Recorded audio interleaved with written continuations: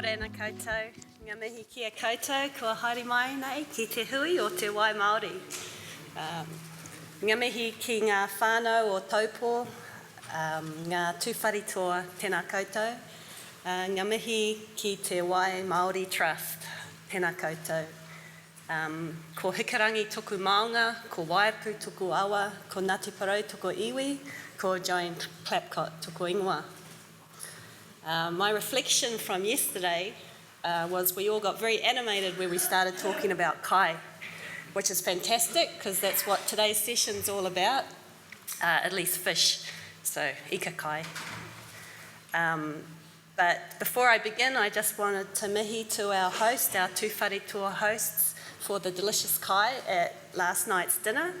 And as a small token of our appreciation, our Fish Futures research whānau, who are predominantly from Te Waipounamu, invite Danny to come and collect some rakiura titi. So, kia ora.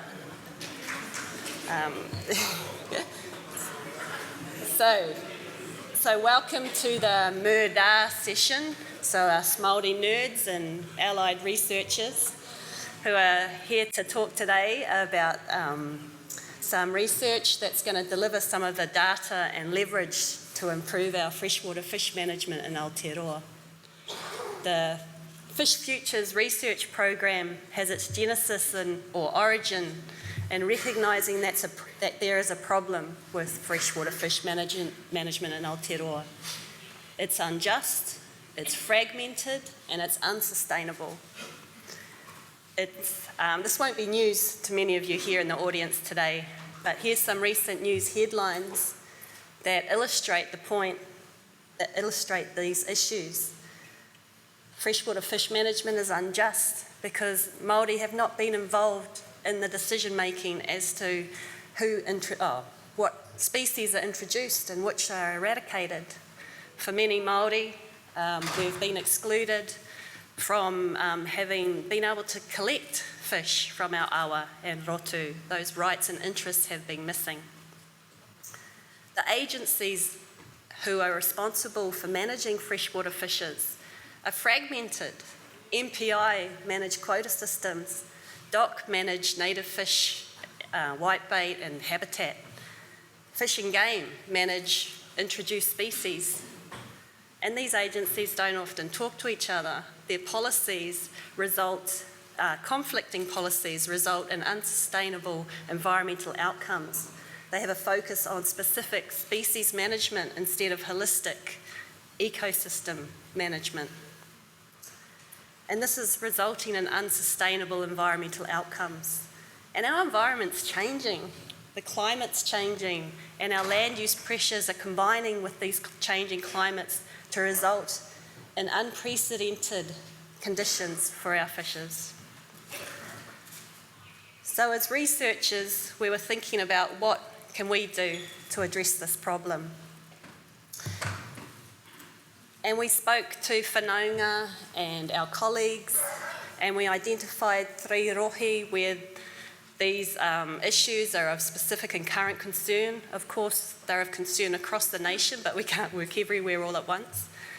And we also spoke to agencies, government agencies, who identified this as a problem and are prepared to make change and not at a minimum addressing their treaty obligations.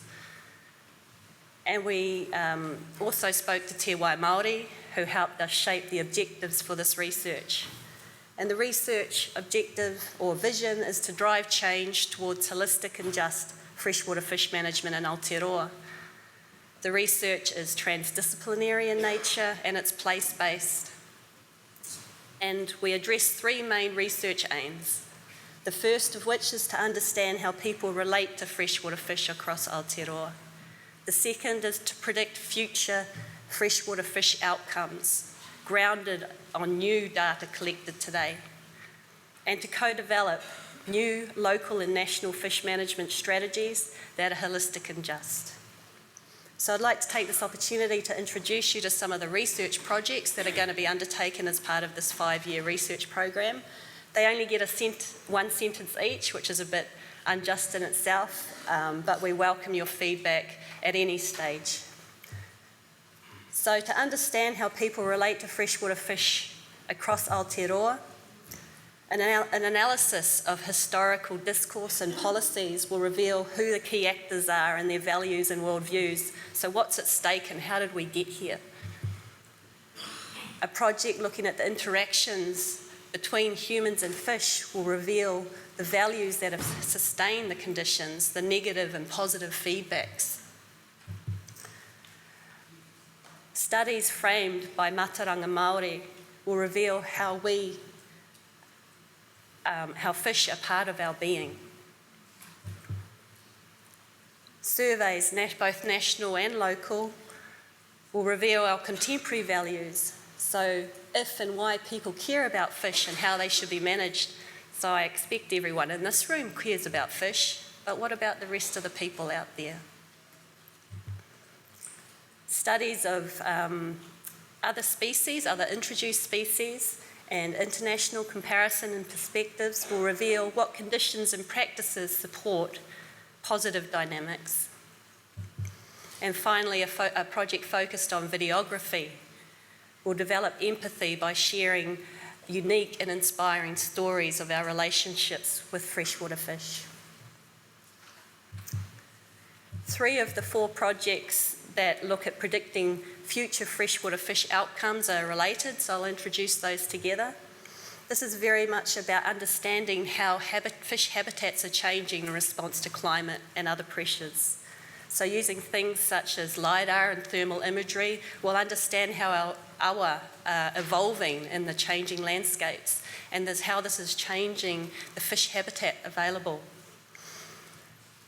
And then we will model the interactions between fishes in these awa and also in roto under changing thermal dynamics to understand how the fish are interacting and how this is changing those communities and which fish are becoming more abundant and thriving in these conditions.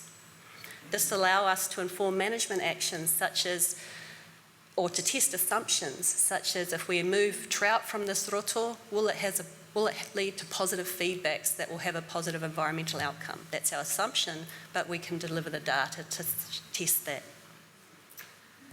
The 4th project looks specifically at koura behavioural adaptation, for example, how koura behave in response to predators and using this information to inform koura restoration strategies. As I said, our research is place-based and it's transdisciplinary, and we have 3 iwi hapu from 3 rohi that are actively engaged in the research and are part of the research. We have a strong focus on building capacity and capability and providing the infrastructure and manaakitanga to support that.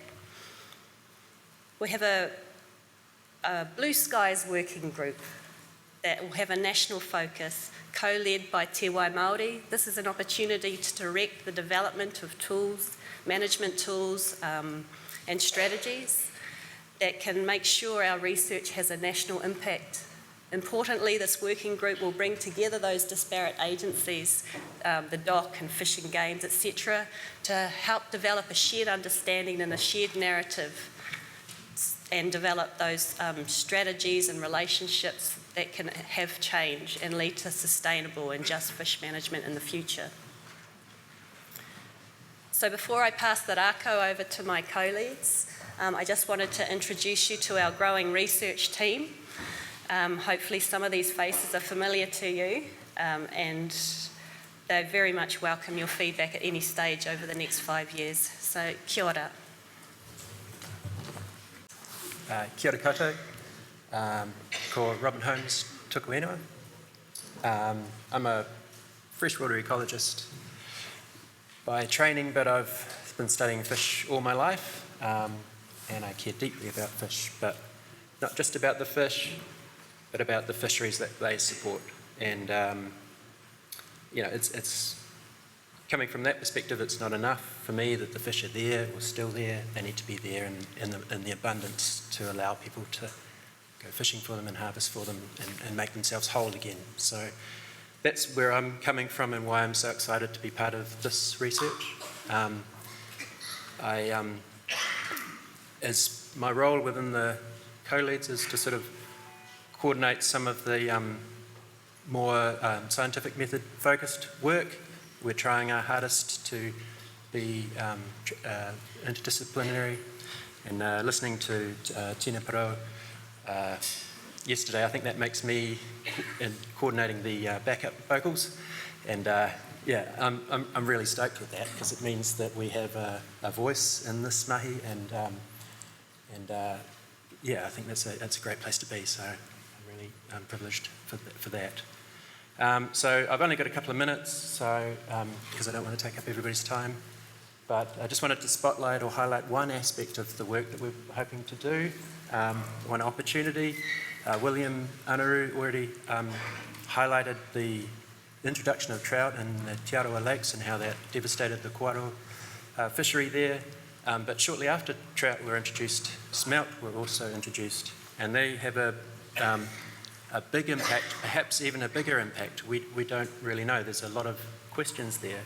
But these three fish have been in these lakes for, best part of 100 years, and we still know not that much about how the food web interacts. So is the competition between smelt and Cawthron a big issue, or is the predation a big issue, and how does that all work? So we're hoping to look into that using food web analysis through stable isotopes and looking at growth rates through otoliths work. So all fish have got otoliths. So you would have seen Jen's work where she looked at the otoliths of eels.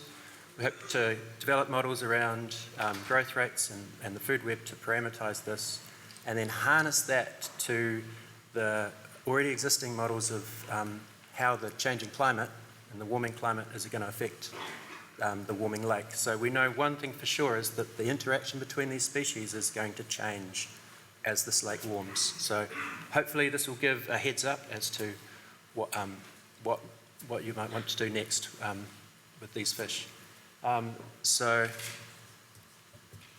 I don't want to go into the methods too much because in a couple of talks' time, Simon Stewart, colleague, is going to be talking about some very similar work with in Waituna Lagoon in Marahikau, looking at tuna and their interaction with inanga inaka. So without stealing too much of his thunder, basically the fate of tuna is, we think, is sort of is linked really tightly to the fate of inanga, and because that's their favourite food if they have the opportunity to get it, and that's what makes them grow the fastest and the best, and I don't blame them because we're like inanga too. So I'll just let you watch Simon's talk to understand the methods that we hope to sort of transfer into the Aotearoa lakes to look at that particular assemblage of fish. And I'll leave you with that and pass on to... Thanks, Robin. Tēnā koutou katoa. I whānau mai o ki Maui, Hawaii. I tipu ake ho tamaki makaurau. Ke whakatū e noho ana ko Mark Taraki tōku ingoa. I'm a geographer and social scientist member of the Fish Futures whānau. I'm going to tell you about a couple of bits of work in the value space that we're really excited about undertaking. And we're very early, so we haven't really started much on this. It's kind of due to start in October, but I'll give you a sense of some of the things we're thinking about. Joanne mentioned this is quite a conflicted space around freshwater fish. There's lots of competing values, and there's also issues around knowledge. Who knows what about freshwater fish? When people in the general public think about freshwater fish, what do they think about? We have a rare and really valuable opportunity to kind of pose that. And so we're keen to do a national survey of the New Zealand public on freshwater fish, and in particular thinking about perhaps knowledge about freshwater fish species, what lives in people's waterways, people's attitudes towards them, good fish, bad fish, why, and behaviors, who engages, or how, through what behaviors do people engage with fish. We can ask these types of questions. We could focus, really broadly on all types of fish. We could think about real specific types. And in terms of who we might survey, I guess the big idea was the general public, because that's, a really interesting and important group of people. And if we want to build coalitions for sort of environmental improvement. It's important to think about what they know and how they think about these things. But yeah, we could look really broadly. We could think randomly across the country. We could also think about maybe focusing in on particular groups, schools, for example, or particular groups in society. Another idea is a Mahinga Kai survey, and this is something that, again, it's very early days, but we could think about this really place-based kind of high resolution with our partners. We could also think about something that's perhaps national in spread. Why? Baselining information. I mean, we can think about things like participation rates. We can think about what are the drivers of change in access to Mahinga Kai. And the idea here would be to hopefully assemble an evidence base that iwi and hapu could use in conversations with councils and the Crown, arguing for access and environmental improvement. So with this survey, we'd be thinking about more targeting around particular types of species, fisheries species, obviously. And yeah, we're thinking that some focus on the barriers to Mahinga Kai practice could be quite useful information to collect across different iwi hapu, and that could be useful information. And then finally, yeah, there are different ways that we could kind of frame this up and focus it on. So I mentioned sort of a focus in place versus a national view. We certainly want whatever we do to be useful nationally, but precisely how that rolls out, we will work out with our partners coming out. And yeah, questions obviously about delivery and what would be most useful to be able to capture and learn some of this information, whether through a web survey or something more embodied and grounded. Kia ora, I'll pass to you. Ngā mihi nui kia koutou katoa, ko Jane Kitsuna hau, ko Hananui Te Maunga, ko Orita Awa, ko Ngāi Tahu Te Iwi, no Murahuku hau. So I come from the far south. Sorry, my glasses are now shining back from it. And I'm part of the Fish Futures co-leadership with this wonderful team, and also with the wonderful whānau that we're working with in the Rohi partners. I've only 2 minutes to go through this component of it, but I thought to acknowledge with introduced species, they have hurt us. They are a big issue in this our country, and the way they're managed are also a big issue as well. But also, we have a relationship with introduced species that aren't well recognised, aren't well acknowledged, aren't well looked at in management and implementation of management. And so I've put these pictures up here to highlight some of that aspect and some of that ability for our practices and our connections to spaces to be undertaken with some of our introduced species. And I'm thinking of the pigs with my whānau, my kids. We don't have the birds or the manu running around in our areas anymore that we used to harvest, but we do have four-legged things that we can grab, connect to spaces like at this valley at the base of the Takatumu Maunga, where I can take my kids into Ngātiri and we can learn about that. So there are spaces and places and contextual information that we need to think about, and a space to think about how introduced species actually play a role in there, and in how Indigenous peoples actually have a role in management of introduced species. And also that thinking and that broadening of thinking to actually apply that, to use that space of thinking, and it's also space to connect with other Indigenous peoples across the world and globe, to bring that thinking into when we're talking about management of fish. I have only a few seconds left. And so we're still in that thinking space, but we're very fortunate to be in that space. And my role at the end is to highlight there are PhD, if you have whānau that are wanting to do postgraduate work. We have PhDs either in fish or introduced species, with the wonderful whanaunga I have in Hemi, Whanga and Massey to look at introduced species.